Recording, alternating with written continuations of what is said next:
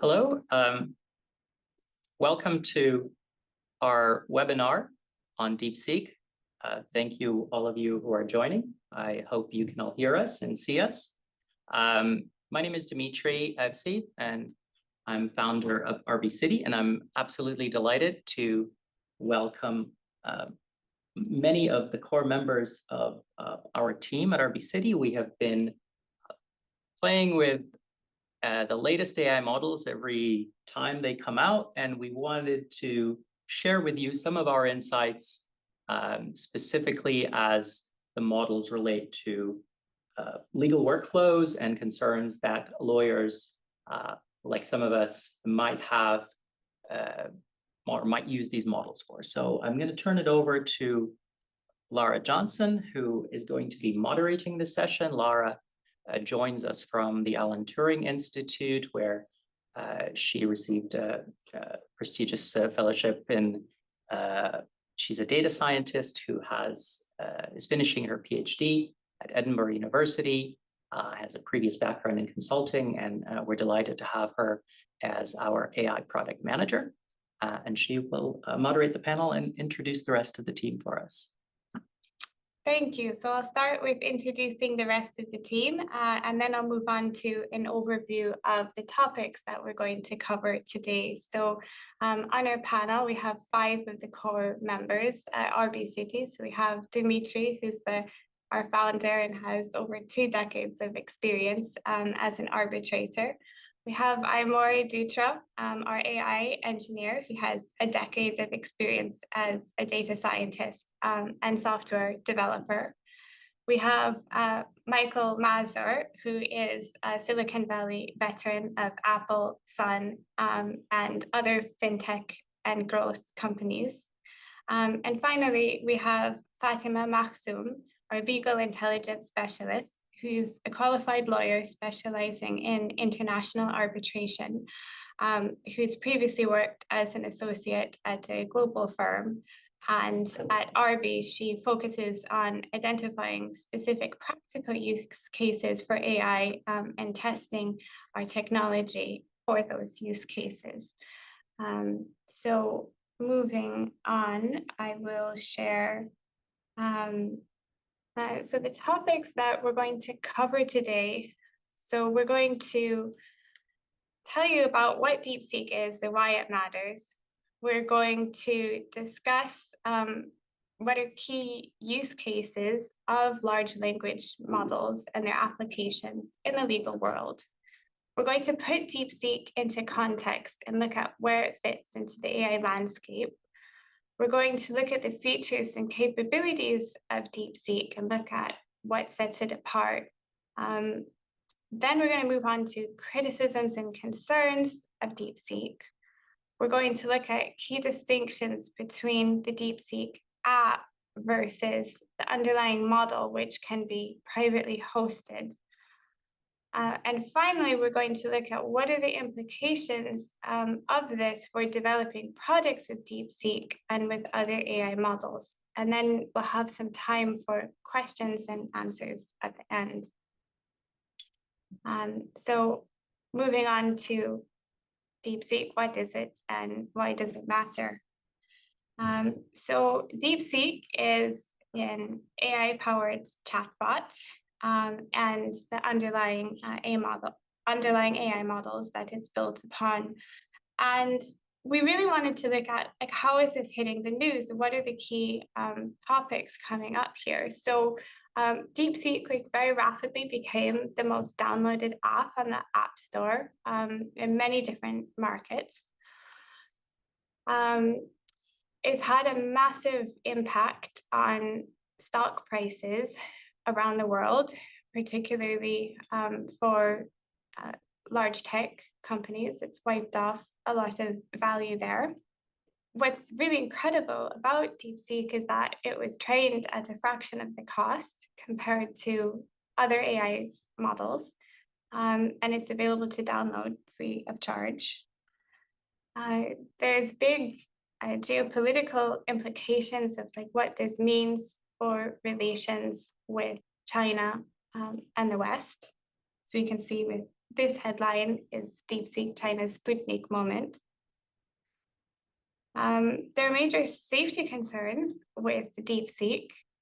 So this talks about different safety guardrails and how they failed at all sorts of tests that researchers threw at it. It's being banned first by Italy. Now other countries are jumping on board with this due to concerns about data protection and data privacy in the app. There's been data leaks from DeepSeek, which have exposed lots of sensitive user records, specific user chats and prompts. It's a new type of reasoning and thinking AI, so that's quite exciting, and that is making the news as well. And finally, it's open source, so there's lots of implications for how others can build on this. So that's a quick overview of what it is and how it's hitting the news. So next, we're going to move on to, well, what are large language models and how are they suitable for the legal world? So over to Dmitri, can you tell us what are large language models? Sure. I'll just say a couple of words and then I'll turn it over to Fatima, who I used to work with in my previous law firm and who's also a lawyer. But just briefly, LLMs are, as many of you know, the brains behind AI chatbots and a number of other generative AI applications. And the way they work essentially is they are predicting the next most likely word in a sequence.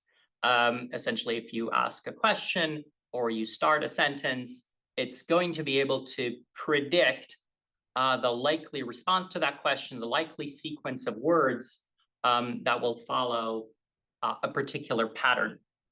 So it turns out that when you train an AI model on huge quantities of data, it becomes extremely good at predicting the next sequence of words, effectively mimicking human conversation. It can engage in question and answers that sound very human and that essentially feel like there is a human or an intelligence on the other end.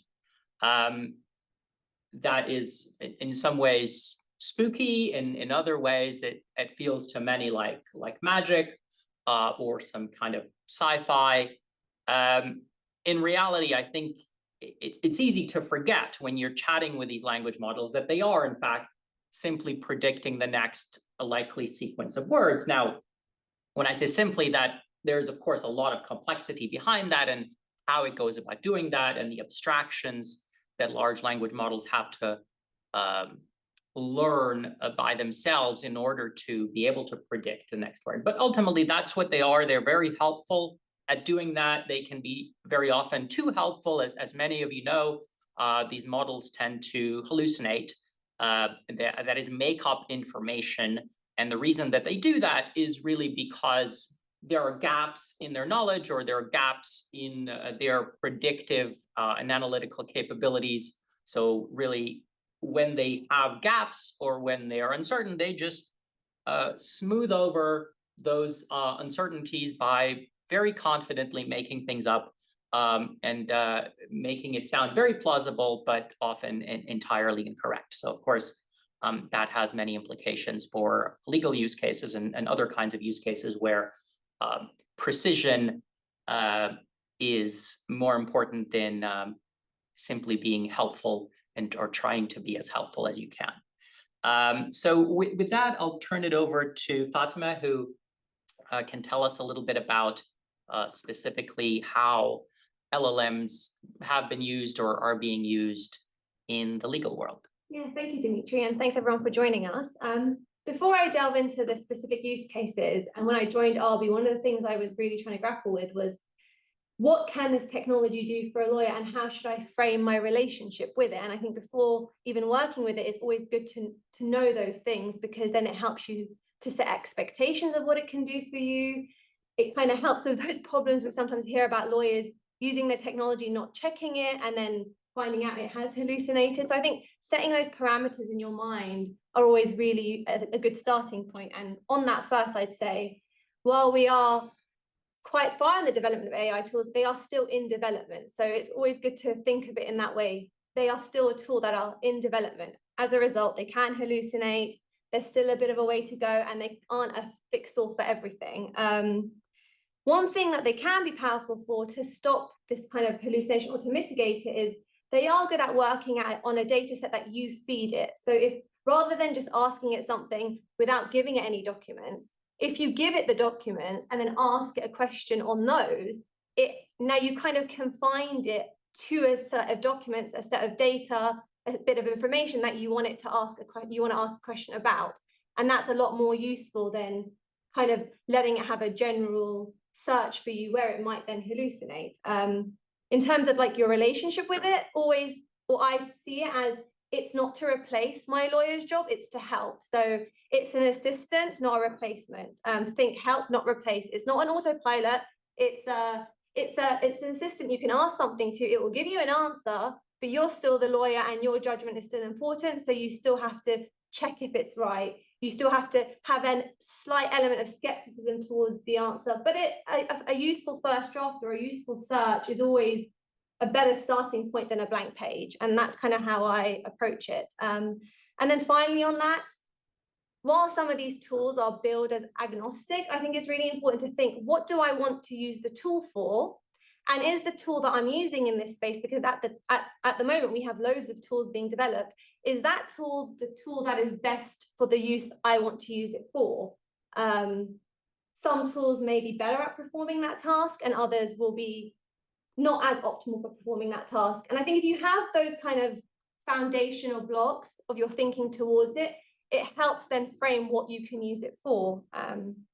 So yeah, in terms of use cases, therefore, that we're finding are promising. One is reviewing documents, and that can be whether you're going through your document review phase or just generally you have a big data set of large documents and you want to be able to exploit, explore, find out about it a bit more. So for example, I've got a bank of like 1,000 documents on my case. I want to find all the documents relating to a very specific issue that has now become apparent. These models can help you look through those documents and filter and give you maybe more of the documents that are targeted to that type of topic. That's a great tool and stop this kind of like manual search. You can find that needle in a haystack. So how many times have you been on a case and someone's like, I really remember seeing this document that said X, Y, Z, but I just can't find where I can't remember where I saw it. These tools can help you find that. They can help find themes, documents related to certain individuals. So they're really great at sort of reviewing documents to find particular things. They're also great at summarizing your documents. So let's say you have a bank of documents a client has sent you and you want that initial just review. What are these things they've sent me? It can prepare that. It can also help summarize long texts. So you've got a decision, it's maybe 350 pages. You just want a quick summary of what that decision is. It can prepare a summary for that. It's quite good at performing translations. So again, you have a document that's come in, it's not in the language you want it to be in, or in order to be able to review it, it can pretty much give you quite a good translation quite quickly. And it can help reformat your information. Now, I say though it could do those things well, it can always still hallucinate in certain points, so you always still have to check. But I think those use cases are quite promising. There are more complex use cases, and then in those use cases, you sort of need to apply a bit more skepticism. So for example, you have a document that has lots of dates and you want to prepare a chronology of the dates in that document. You can ask it to do that for you, provided you're using a tool that gives you a good citation and that you can check, and that you do check it. It might be able to do that, but you're going to have to check. Also, other data that might be in a long document that you want presented in a certain way or pulled out, it could do that too. And brainstorming ideas. So let's say you want to talk with it about an idea you have to reply to something, you could use it for that. It's not going to give you the answer that you're definitely going to use, but it's a useful tool to like brainstorm with something, maybe when you don't have another individual in a room with you. Sometimes it can be used for drafting assistance, and I mean that as in like you've uploaded maybe a part of a brief that you've been drafting, and then you want to create a nice paragraph summarizing that part of a brief, maybe for your introduction.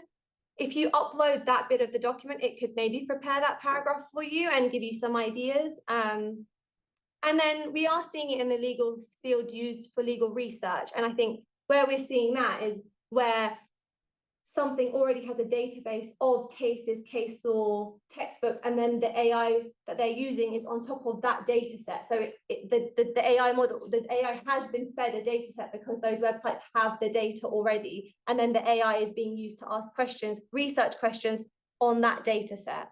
There are some use cases that are problematic, and I definitely wouldn't recommend using them for like decision making or recommendations or something where it requires multiple levels of reasoning. Is probably not going to perform that well.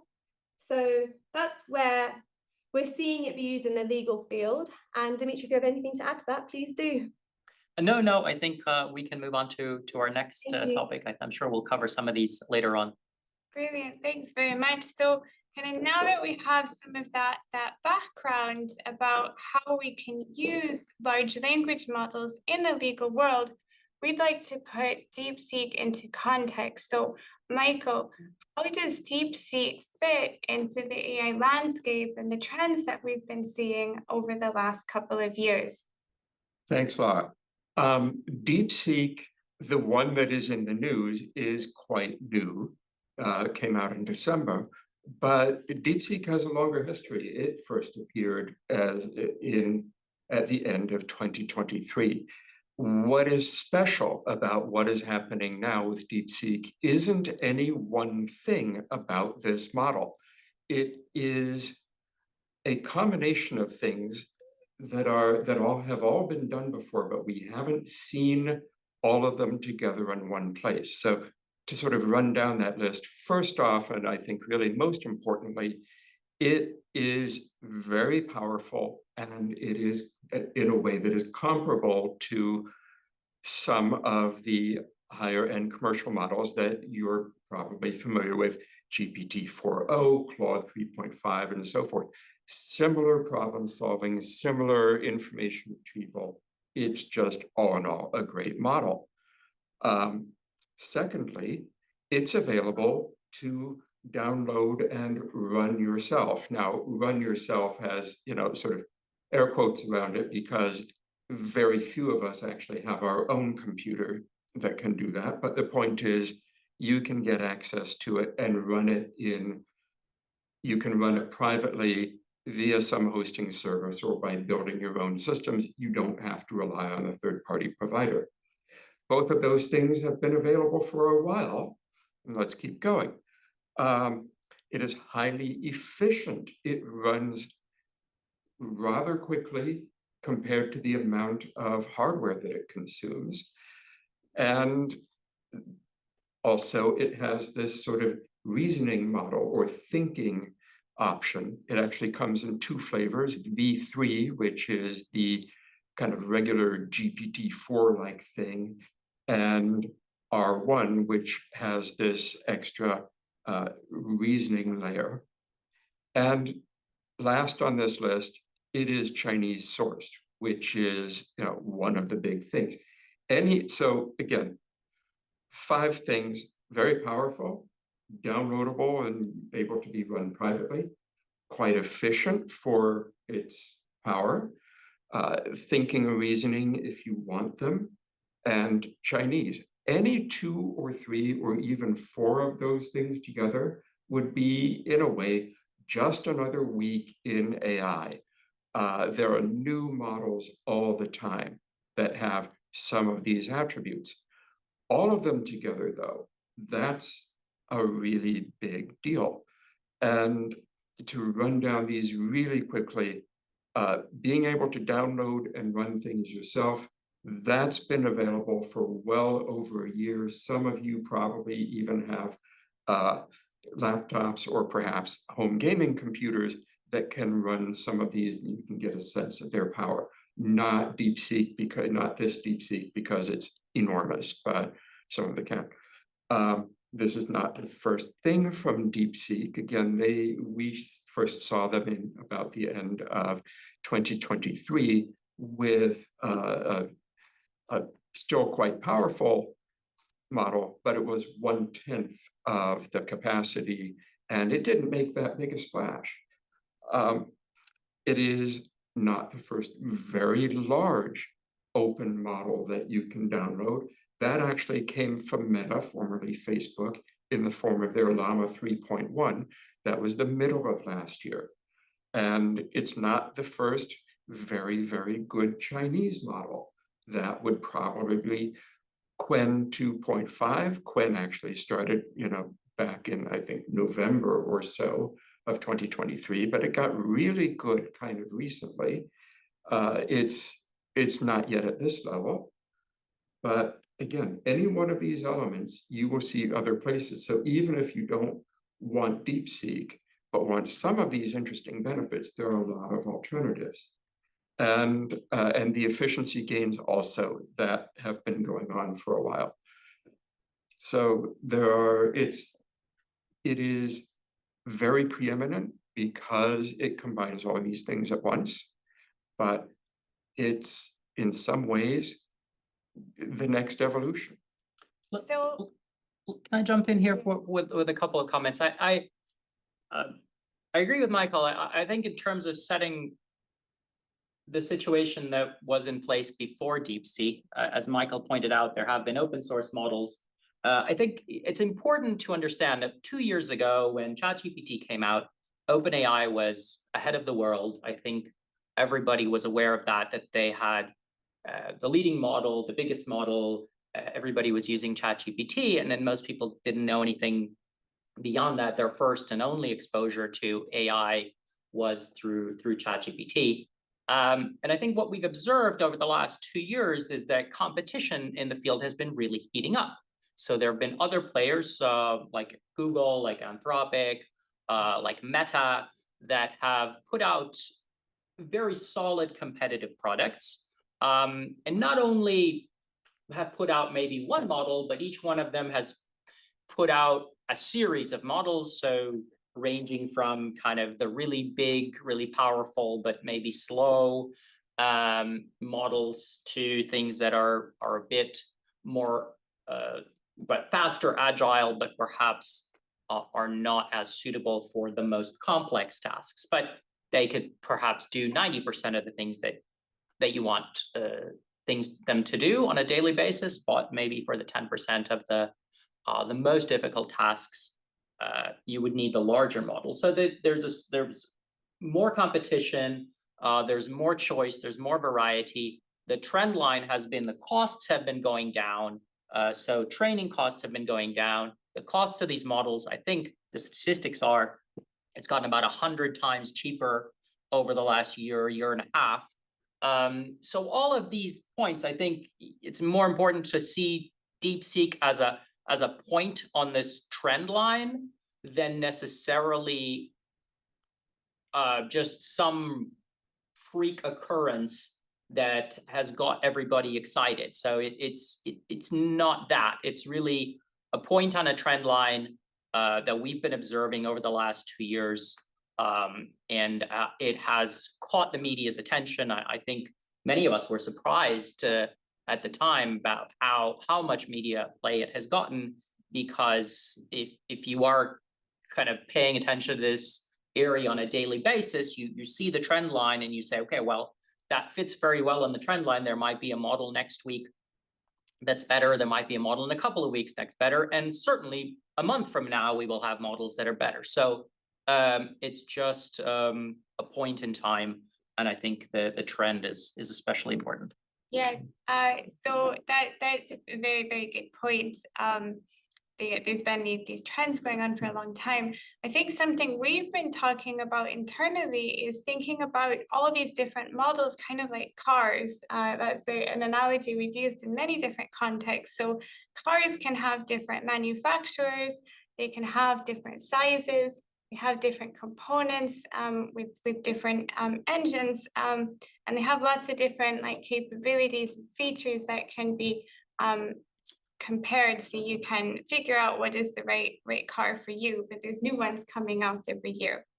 So on that point, this is an analogy we are going to come back to later, but on that point, we are going to move on to our next topic, which is what sets DeepSeek apart?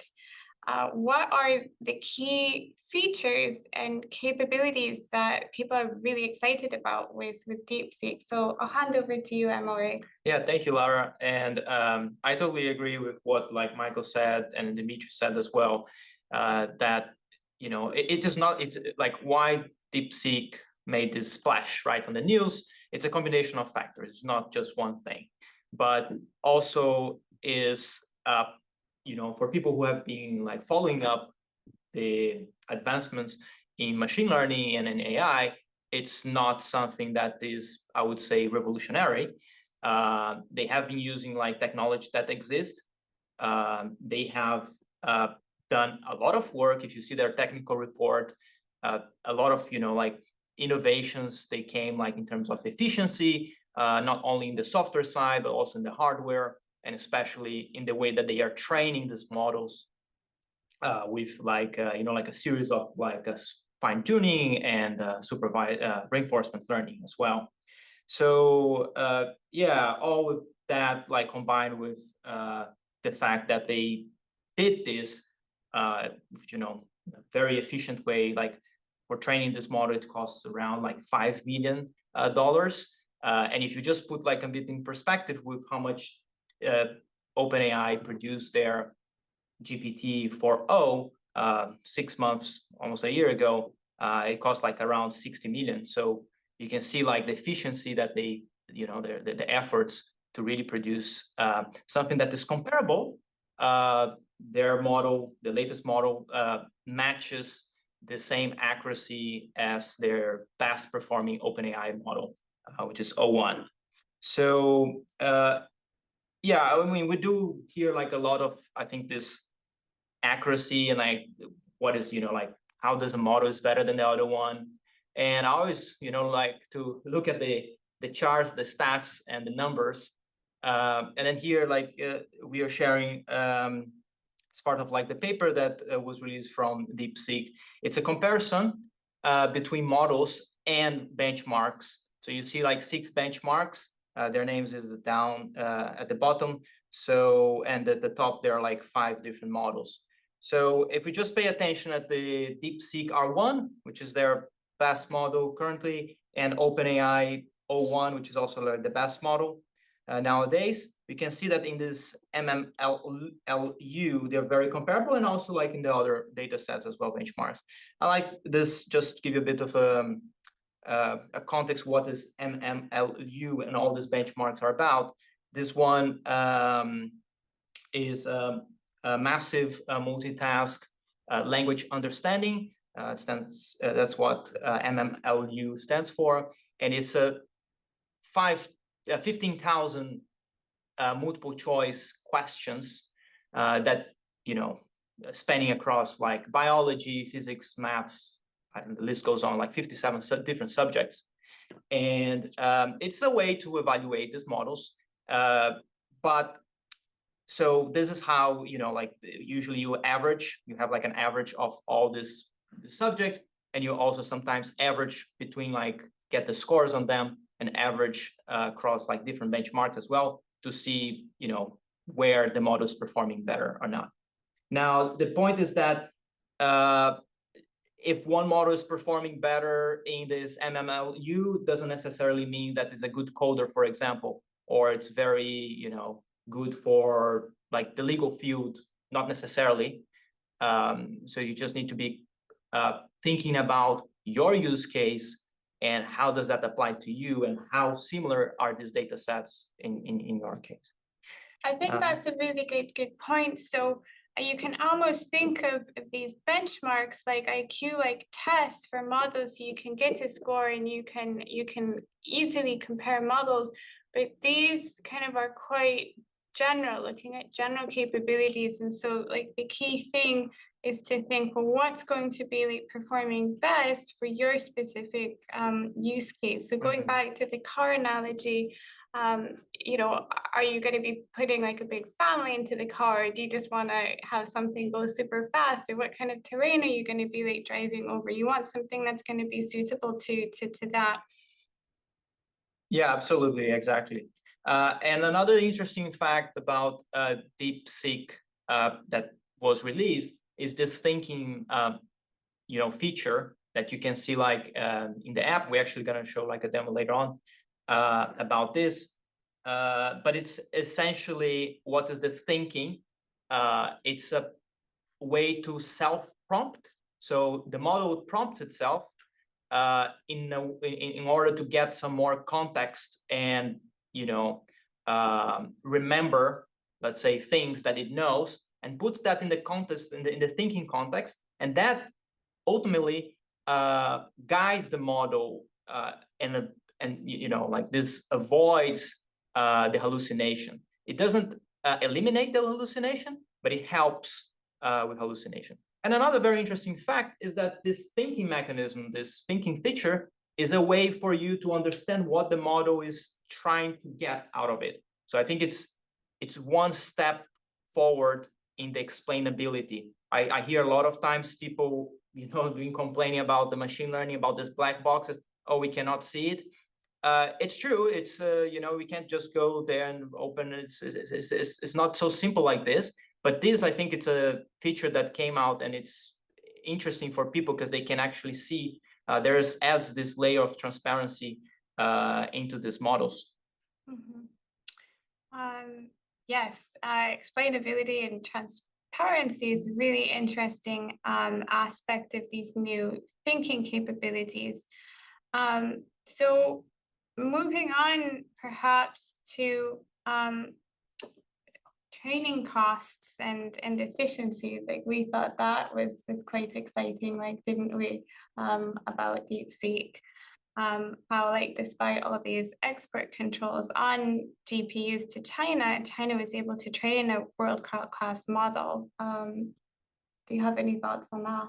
Yeah, absolutely. I think that they've done like an incredible job in producing data sets that were, you know, didn't involve necessarily human annotation. So they reused like some models that like existed, right? I think that's I think also like the beauty of open source, that you can take advantage of like the, you know, the innovation and leverage yourself, and, you know, bring that more to the society, and I think this is not only in the technical, like not only making these models available, but also the research, right? How did they get there? Of course, like their data set, it's not publicly available, but a lot of, they put like how, you know, their strategies of training, and also like hardware that they use. They've used like 2,000 GPU machines. It's like a big cluster in order to achieve this, but they made it very efficiently. So yeah. I think it's also, people lose track a little bit with the sort of the West versus China storyline, that it's not necessarily the largest Chinese company. DeepSeek are actually not such a huge company. They're not Alibaba. They're not any of these companies that are also working on producing large language models and other AI systems. But this is not the largest company in China. It's sort of flying a little bit under the radar. They have a lot of good researchers, and they have some access to finance, obviously, to be able to produce this. But I think it's much more of a story of what a smaller team can do with limited resources when they are building on sort of these open foundations in how the open source models and the open sort of open weight models is more correct term,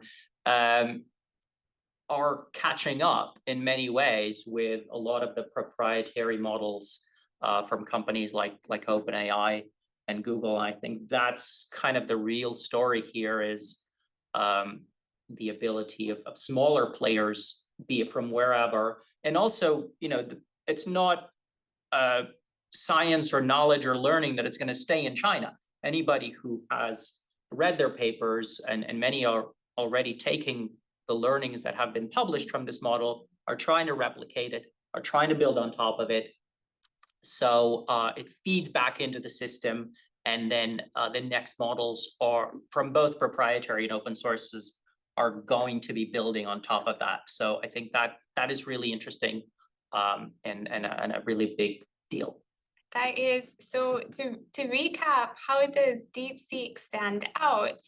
Well, it's performing really well on these IQ-like tests for benchmarks and for comparing models. It has these thinking capabilities which have new promise for explainability and transparency. It's an exciting story of how a small player has been able to creatively find efficiencies and achieve something like against much bigger players.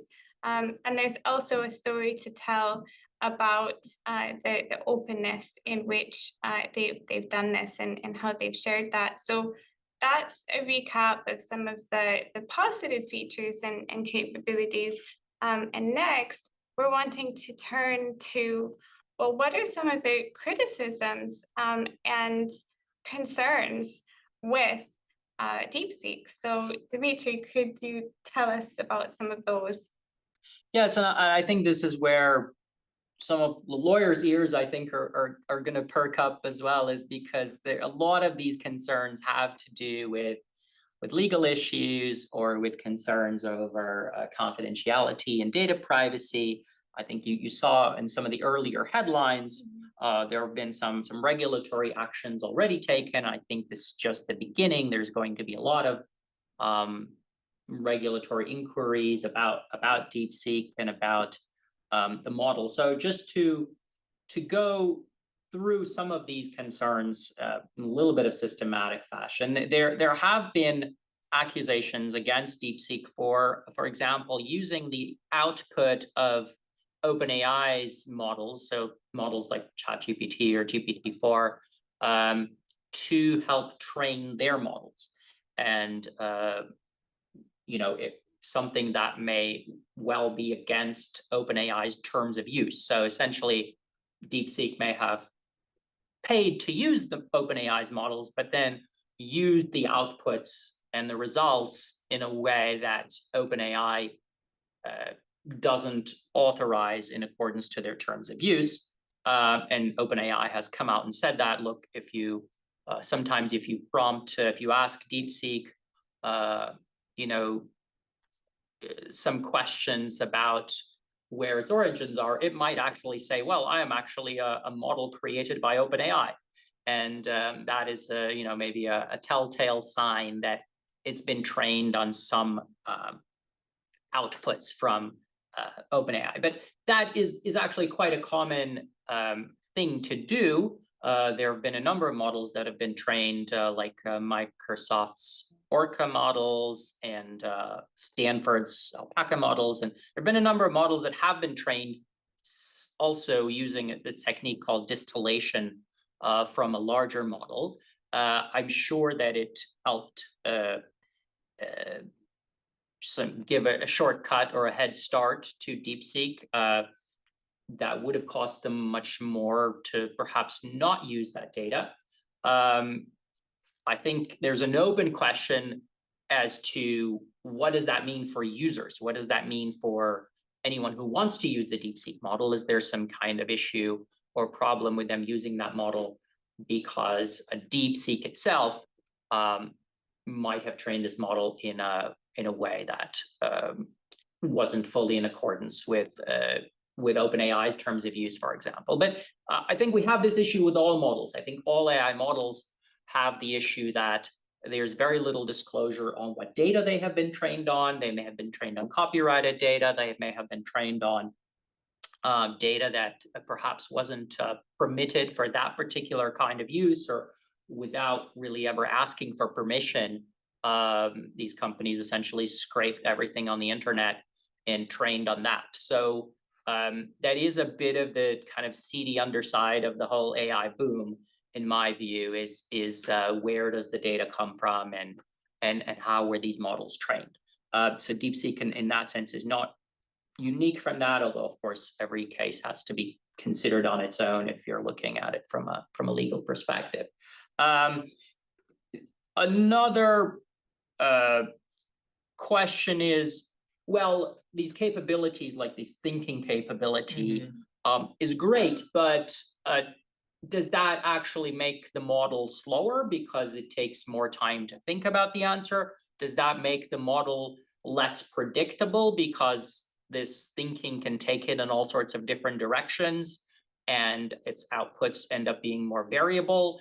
Does that mean it's paying less attention to the information that you provided, that you want to sort of, as Fatima was mentioning, restrict it to using only certain information and not its internal knowledge base? So there are concerns also about this model perhaps not being as effective at many things, but that concern obviously means you find what it's good at, and if that's helpful to you, that's great. But if not, then don't use it for that. Yeah, another thing that I would like to add about this model is that it's not a multimodal. For example, I'm sure like people have seen that you can now upload images in ChatGPT. It understands, right? But this specific model just deals with text. So there's a clear limitation, right? Like you need to know what kind of case you have in order to use this model. Like the thinking, for example, it takes longer, right, for you to receive your answer. So, but at the same time, it gives you this explainability. So you need to pick the right model for your case. Yeah, what Aymara was referring to is that there are a number of models now that are called multimodal, right? So you can input audio, you can input images, and maybe you can get output as images or as audio instead of just putting in text and getting output as text. And that is also a new development, relatively new development. DeepSeek is not one of those models in particular, but again, depends on what use case you have that may or may not be important. So now the big concern really, I think, that everyone has been expressing, particularly in the legal world and other fields where professionals are using confidential and sensitive information, is how is this data protected, and what are the data privacy implications of using DeepSeek? And in this issue, I'm going to sort of hold my fire a little bit, because Aymara is going to talk about the crucial difference between using the DeepSeek app as it's available on the App Store, which does send your data to China and does, with all of the implications, of trusting DeepSeek with your data, and then the issue of whether, they have their security is solid enough. There have been indications that actually they have certain leakage of data, and even their terms of use disclose that they will make your data potentially available. So there's an issue with the app, certainly quite a different scenario when you are downloading or using the model in a privately hosted environment. But undoubtedly, that is one of the concerns, right? The concern is what does it imply from a usage perspective? But I think that question really is more directed at where does the model that you're using sit, or where does it live? Where does it physically reside? So is it running on a server in the US? Is it in the UK? Is it in China? And who manages that server, and who has access and access to your data? I think that is the central question when privacy is concerned, and I think why, for example, the app was banned in Italy by the data privacy regulator. They also previously banned ChatGPT for similar grounds. So this is not perhaps so surprising.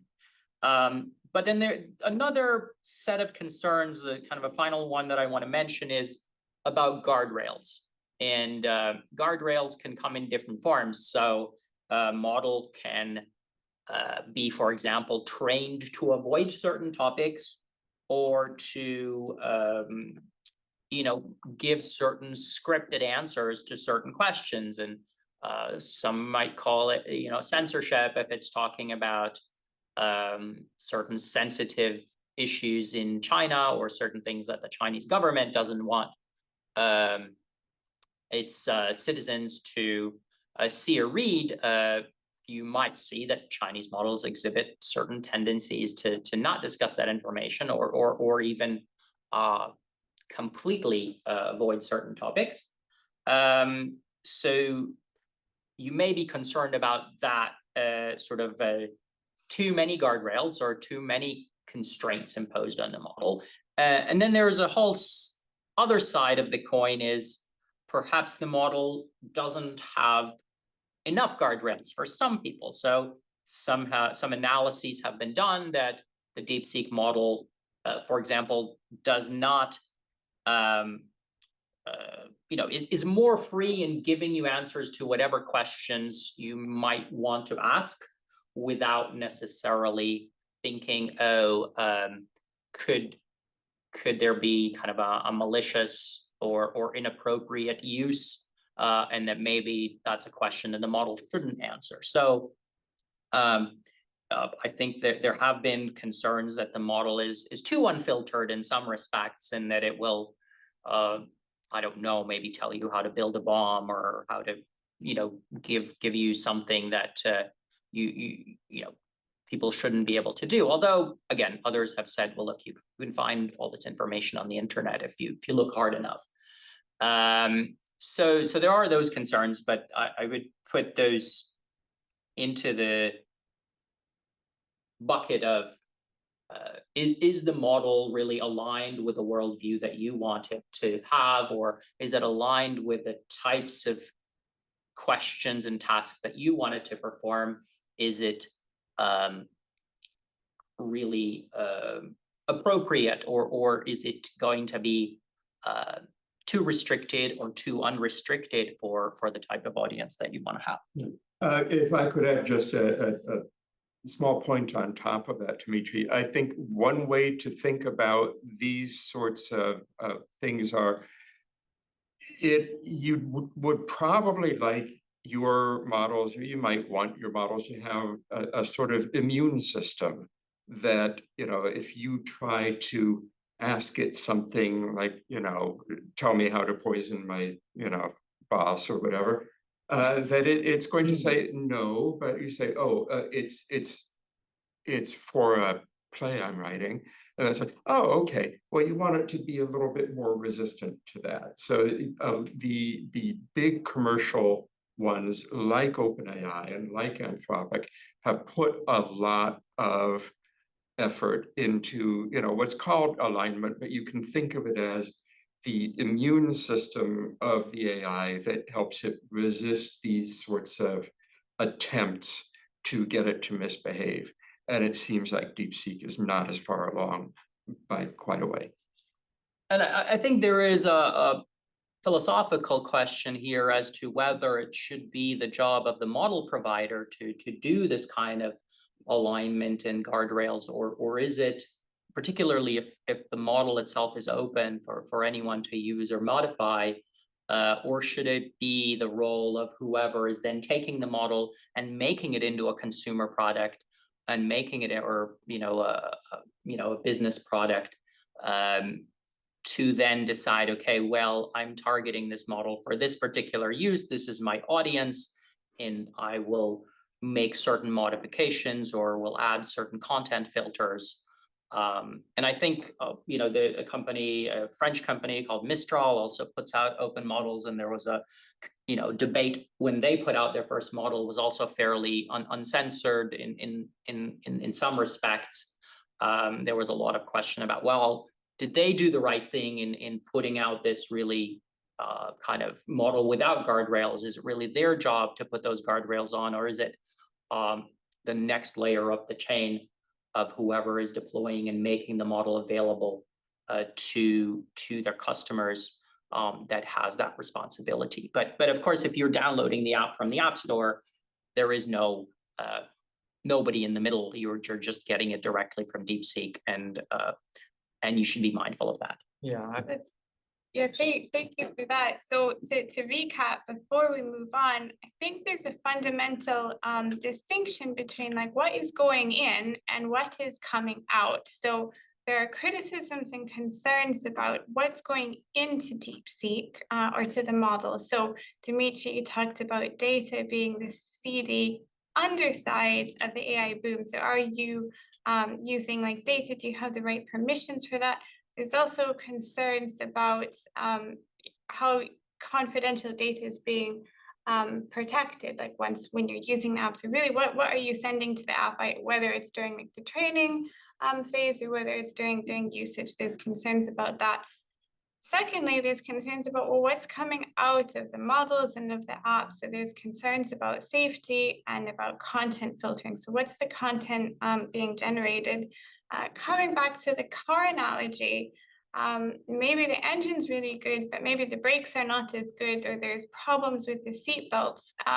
So this analogy and really distinguishing between the engine and everything else that's in the car is going to bring us nicely to our next point, which is what is the difference between the app and a privately hosted model? What are those key distinctions? So I'm going to hand over to Aimori now to tell us about some of those. Yeah, thanks, Laura. And the first thing I think I would like to clarify is like the difference between the app and the self-hosted. So the app is running in some data center in China. So DeepSeek app is running there. Whereas the self-hosted, it could be running like, whatever like the owner of the model wants to. So for example, DeepSeek has released their, it open source their model. So anyone basically could run its model in their hardware. Now this hardware needs to be like specialized hardware because these models are big and they need to be run most of the time like in GPUs. And we actually did an experiment, little demo, where we ran the DeepSeek, one of the DeepSeek models in this machine right here, as you can see in the image. I think they cannot see it, but but you can see it behind us. And we did a quick demo just to show you can start. Just to show like what kind of answer do you get through the app, and what kind of answers would you get through like a self-hosted. And it goes back to what Dmitri was saying about like these guardrails, right? So we put like a sensitive topic, we prompt this model with a sensitive topic about the Tiananmen Square massacre, right? That it's definitely is something that you see that the model start thinking for a while, but then it stopped quickly, and it says like, oh, I'm sorry, I cannot, talk about this topic. Let's talk about other things like math and so on. So this shows that there is like a content filtering after the model has produced the tokens, has started producing the answer. There is at that application level, a content filter.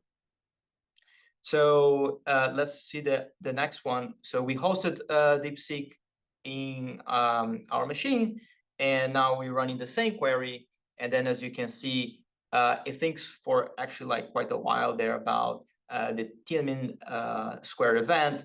It actually ponders that if it should say about it or not, because it is a, you know, like a sensitive topic. But in the end, it does, you know, produce the final answer with you know, disclosing and talking about the date that this event occurred. So yes, you can see that there is this big difference with, you know, like a self-hosting solution versus the application. Just before I continue, I see there are like some you know, like questions in the chat.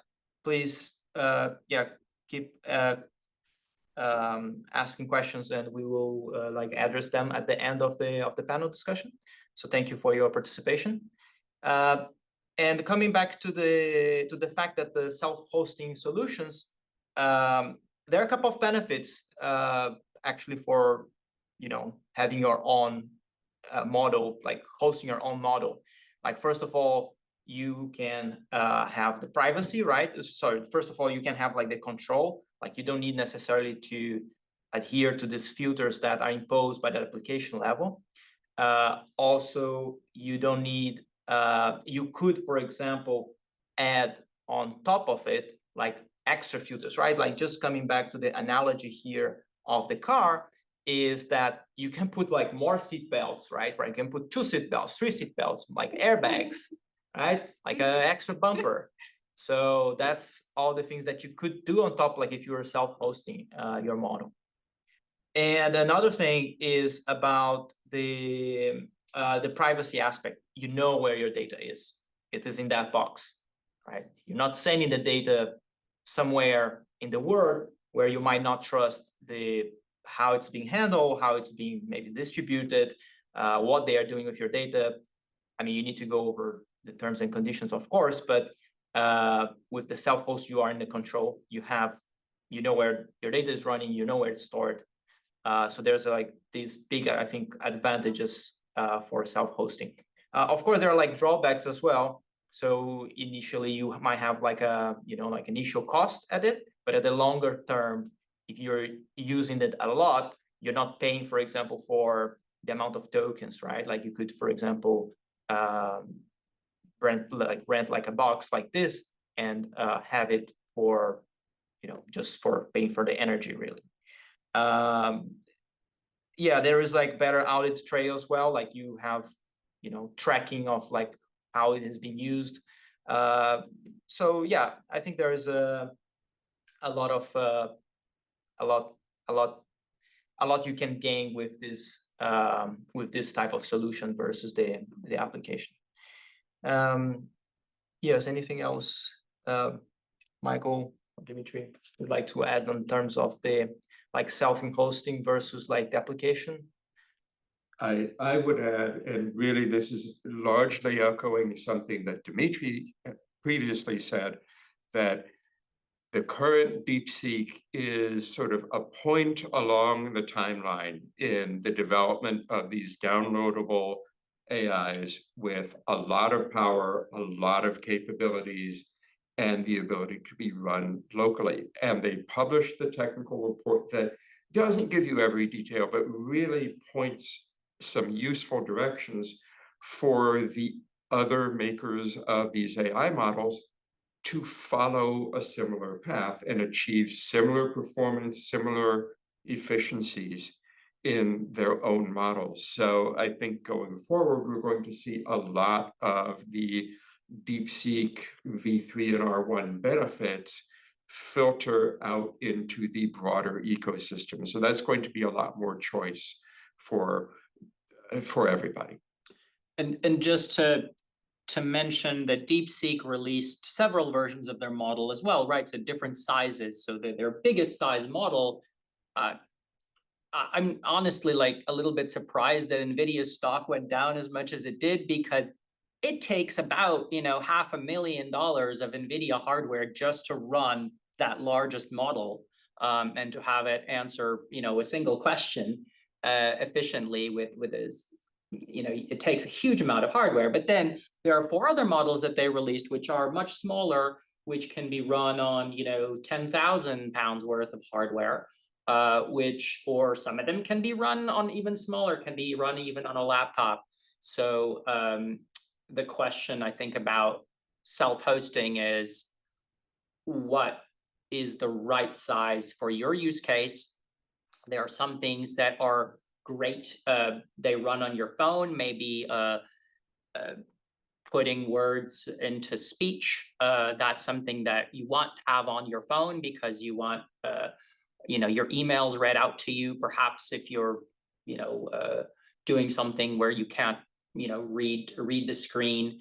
So those kinds of models perfectly make sense for them to live on your phone. Some of the biggest models that are predicting the weather or doing something really, really complex makes sense for them to run in a huge data center with a huge number of servers. And then there's a lot of stuff in between. There's really a huge range of things that can run on servers that are either powerful machines standing alone or a group of them. And that is what I think most enterprises actually need, is they don't necessarily want the smallest model to run on your phone. They don't want the largest model that is the most, that it's not going to be affordable for all but the largest companies to run, but most companies will fall into that middle area where they don't want either extreme. This is a question for, I suppose, Dmitri and Fatima. For what you discussed, is it the case that something like a law firm would perhaps afford a fairly large departmental or firm-wide type of solution that would let them run the more ambitious models, even though it won't fit on my laptop, it might not fit in a box that size, but it can fit in a closet? Is that something potentially of interest to that market? Yes, I think everyone will make their own determination. I just think that the most important thing that I want firms and companies to know is that this is an option, that you're not just restricted to buying a service off a cloud provider who is going to serve the model to you and force you to send your data to them, but you can go the other way. You can have your own private cloud or your own data center or whatever environment that you already have your data in.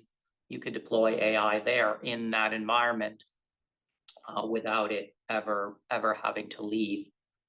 So that, I think, is something that I hope law firms are starting to experiment with because of the obvious concerns about confidentiality. But all sorts of businesses I know are very much experimenting with this because of the control it provides and all the other benefits that Aymara and others have mentioned.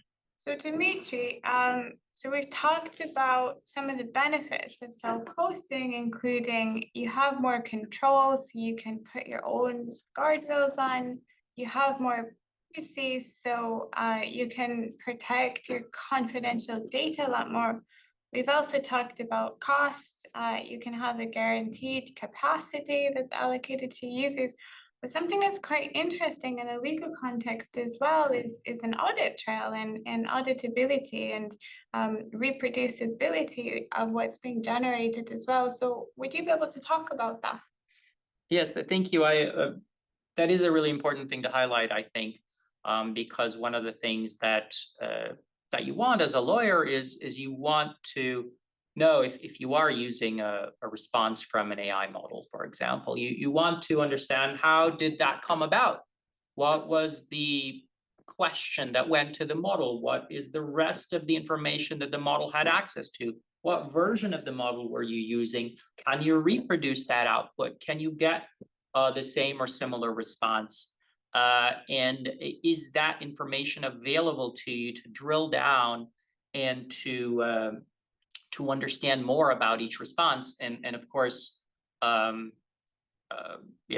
had a blog post a little while ago on the sort of invisible journey that your AI query goes through. Every time you send it out to a provider, there are 7 different things that happen, including the provider typically adds a so-called system prompt or system instructions that you don't see, that they're often the sort of confidential to the provider. They've devised a prompt that they think works well, but they don't tell you what it is, so you could never reproduce the outcome.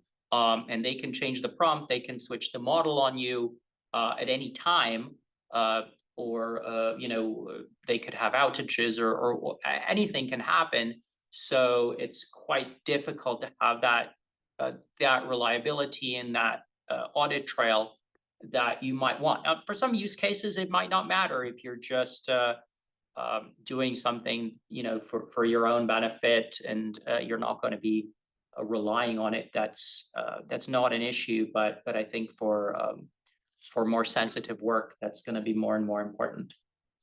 Yeah, I think one thing I would add there as well is that there are other technologies called like RAG, retrieval augmented generation, that does bring like pieces of documents that can be used to enhance or even provide extra information to this model.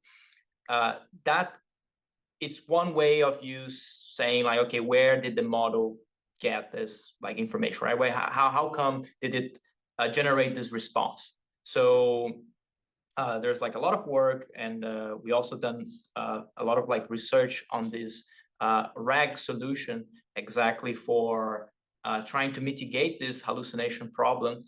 So bringing specific parts of your document into the context of the model, so that the model can produce a more reliable, and also you can cross-check, again, like going back to that explainability aspect, the transparency of how those models are generating these answers. Thank you. So, right, we're going to be moving on to our last topic before our Q&A. So, yes, thanks again for the questions that are coming in. Now is a great time to write and submit some more questions as we start to wrap up. So, I'm going to ask each of the panelists kind of for your take on the key features and concerns that are applicable to developing products with DeepSeek and other AI models. And in the meantime, while you're thinking about that, I'm going to start with some of my takeaways for this. So going back to the AI landscape, which we talked about all those trends of the different models, what's been happening for the last couple of years. Now that we're seeing like the of like this combination of different capabilities, it's likely that other models will follow a similar path, and we may very well have some of the same advantages of DeepSeek coming from other providers. So that could be quite exciting to look on. In terms of AI products and developing products, I think the really key thing is to focus on the use cases. So how are you going to be using this? In terms of ARBICITY, we're looking at use cases where you have a very large set of factual documents, and you have to navigate them in an efficient way to retrieve information, to answer questions on those. So we've been focusing on calibrating a tool that performs well within this use case. So these general IQ-like tests and benchmarks are all very well, but we're having to develop specific tests and a specific approach to our use cases, and to focus on this. So DeepSeek is really exciting. It's also just another model to test this on, and there's new models coming out every week, every month. So yes, but we need to really stay focused on, well, what are we using like this tool for? What's best for the task? There's all of these different engines, but how does this like fit into like our overall car? how can we build a car where we can easily swap engines as better ones become available as well. So that's some of the key things that we're thinking about here. But I'd like each of the panelists to share some of their takeaways about the features and concerns that are applicable to developing products. Dmitri or Fatima, would you like?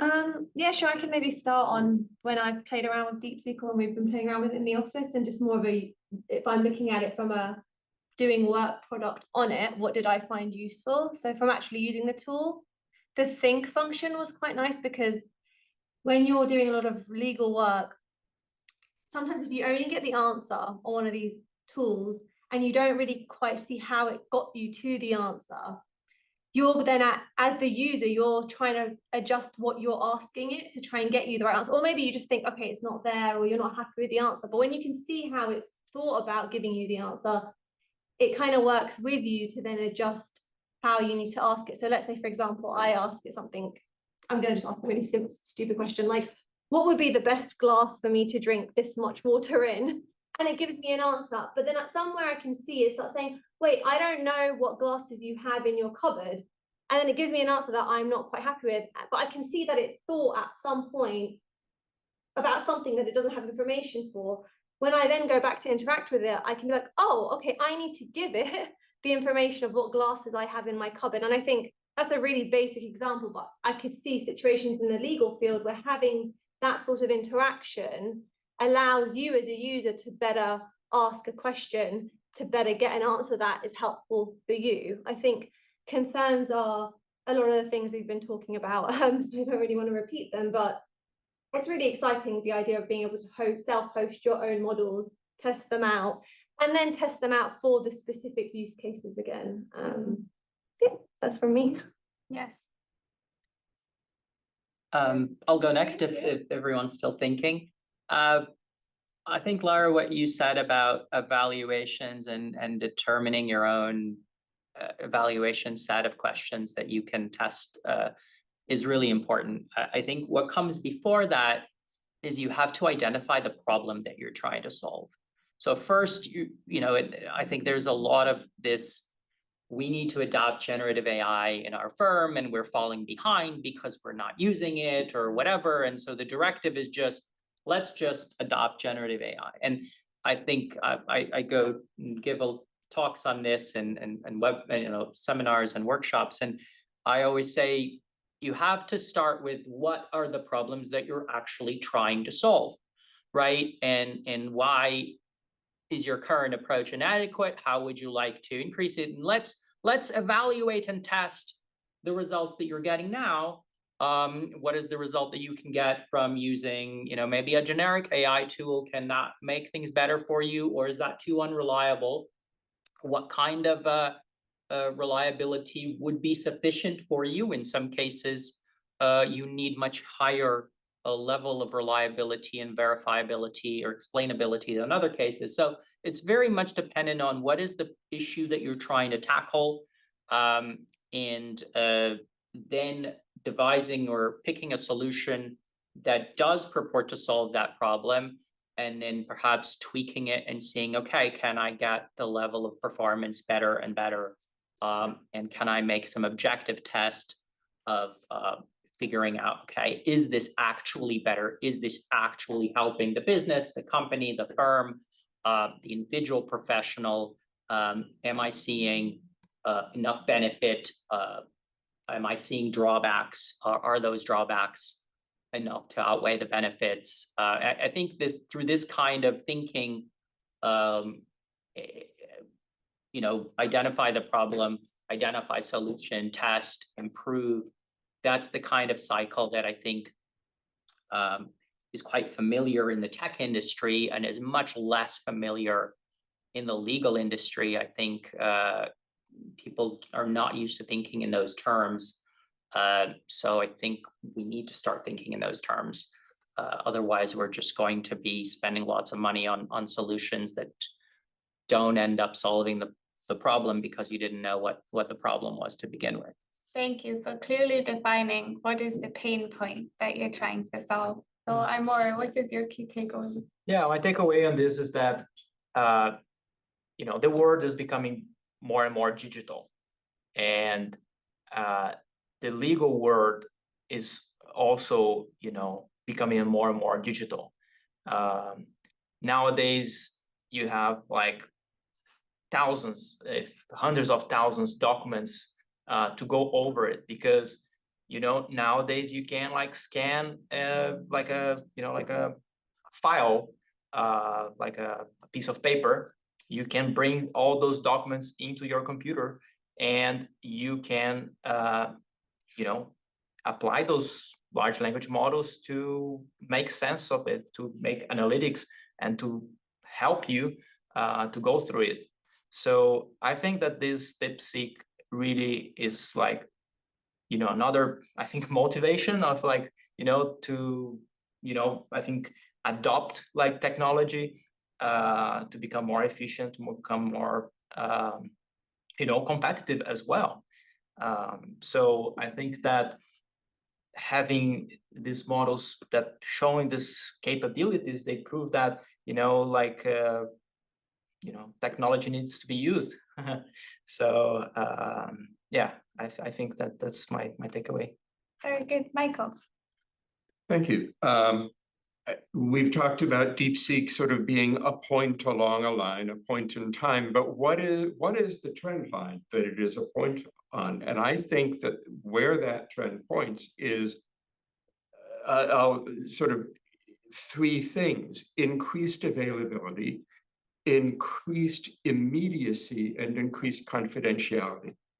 With models this powerful becoming faster and better distilled down to usable sizes, at the same time that our compute capacity keeps going up and up, where we're heading is that this level of, this or similar levels of AI become ubiquitous. You can have them at your disposal, whether it's running on your laptop or your departmental or law firm server. It's right there with you, and it is right there with your discovery documents, right there with your materials. It is online and immediate all the time, almost the way that typing search and hitting return has been replaced by you start typing and it kind of auto-completes and it sort of knows what you're searching for. We're heading in that direction where these tools will probably be extremely available to you, and there's the opportunity to figure out how you want to use them and what you want from them. Thank you, everyone. So to wrap up, just before we move on to our Q&A, this is a QR code that you can scan to sign up to our early access list for our AI project, which is called ARBI Clark. So you can sign up to get updates and be one of our early users. So I'll start if you have, we'll start the Q&A now. So if you have any questions, like feel free to put those in the chats. But I see we have like a few that's come here now. So shall we start with this one? Yep. So our question is, so if I upload a document and I ask questions about the document, do the chances of hallucinations decrease? I can take that one. Yeah. So it depends on your question, really. So if you're asking about information that is only found in your document, then the chances that your model will produce a proper and correct answer are very low, and it will try to produce something. If you do upload the document, if you do give them the document, if you do upload the document, the chances for hallucinating is low, right? Yeah. So if you don't upload the document, then that's the model will use what it was trained. So if it was trained with like Wikipedia pages, it will use that kind of information. If you provide like a document specific to your matter, then it will use that one. So yes, it will reduce the chances of like hallucinations. Let's give like a really practical example. So let's say you had like a notice of arbitration, which had the claim value that the claimants are saying their claim is worth, and you upload that notice of arbitration and you ask the model, or you ask the AI, what is the value of the claim that the claimant is claiming, and that would you upload the document. The likelihood that it's going to hallucinate that answer is quite low, because maybe it should be written somewhere quite specific if that notice of arbitration does quantify it. But if you upload the notice of arbitration and it's mainly fact-based, gives a little bit of law but not too much, as a notice of arbitration does, and then has the claim amount, and then you ask it, give me something really specific legal research-wise about FPT that isn't housed in that document. In that situation, you've not asked it a question that is specific about the document you've uploaded. And so in that situation, just because you uploaded a document doesn't mean you've mitigated the hallucination risk because of the type of question you're asking. So I think that's quite a practical example, applying what Maury said. I mean, you can see this very easily if, even in a tool, let's say you ask about a particular court decision or arbitration award, which is public. The model may have seen that award in training, but it would also have seen thousands of others, and it will probably do some kind of probabilistic average, and it'll probably hallucinate a bit when it answers the question. But if you then upload a copy of that award or decision and you ask about that, your chances of getting the correct answer are many, many times increased. Yes, and I do like to add one point there, is that these models, they have like a limited amount of context. So if your document is too big, so it's a very long document, you might be able just to fit part of it into the model's context. So just be aware of that, that there's, these models might have this kind of limitation. Of course, there are like solutions such as like RAG, as I mentioned here previously, that brings specific parts of your document, even if the document is long, or if you have like multiple documents, it will bring pieces of those that are relevant to your query in order to answer it appropriately. Thank you. So we're going to move on to some of the other questions now, but just quickly on the point of hallucinations, because I think it is a really key one, and there does need to be an education piece for users on how do they correctly select their documents, etc. I think a real key thing is, well, how do you check for hallucinations? And one way you can do that is through citations. So it can retrieve information and it can tell you, here's where it's got it from. And then it can take you, so something we're looking at in our project is where it can take you to the original document, to that relevant part of the document, so you can really quickly manually check as well, just to make sure that it's not hallucinated. But we're gonna move on to the next question in the interest of time. So that is, how do we know that the code that was published as open source is actually the code used for DeepSeek? Did any third party certify the authenticity? So is it really open, or has this been faked? So I think I don't know if people can see us, or I think this has been a question more in relation to what they've disclosed as their training costs. I think a lot of people have said, well, actually it probably cost you more than you said, and you may have trained on some hardware that you didn't fully disclose. I think there are a lot of questions about that. As to the techniques that they used, I think there have been many efforts to replicate them, and I think people are finding that what DeepSeek has done does appear to check out. So others have been able to replicate and reproduce many of their techniques. That being said, they haven't disclosed everything. So they haven't disclosed their training data. They haven't disclosed all of the things that they did in many steps of the way. So I think there's a French company called Hugging Face that are trying to reproduce everything that DeepSeek did, sort of line by line, and they're finding that there are gaps in what DeepSeek has disclosed. And so, but they've disclosed enough that companies are doing that, and I think that's quite interesting. Now, Michael, did you have anything to add to that? No, I have nothing to add. All right, that's great. So in the interest of time, I think we're going to have to be closing down soon, but there's just one question about this presentation. So will we be putting it up on YouTube? Absolutely. I think we will. We have been recording it, so we will be putting it up. Yeah, I see a couple of other questions. We have maybe a couple of minutes. We can go a little bit beyond our allotted time. A question about AI faking tests that it has performed. I think certainly the model provider could fake tests that it then publishes, but then others can go and try to get the model to perform those same tests and see if the results match. There are some ways of cheating on these tests.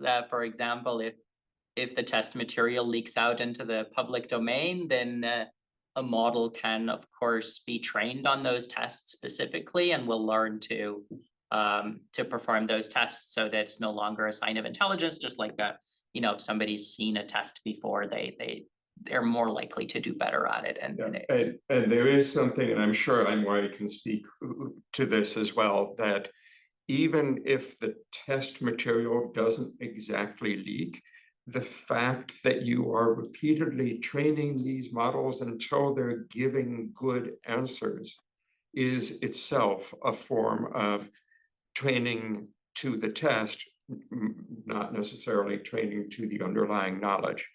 And so this is part of ordinary machine learning, is that you set aside part of your data set in order to avoid that type of implicit leakage.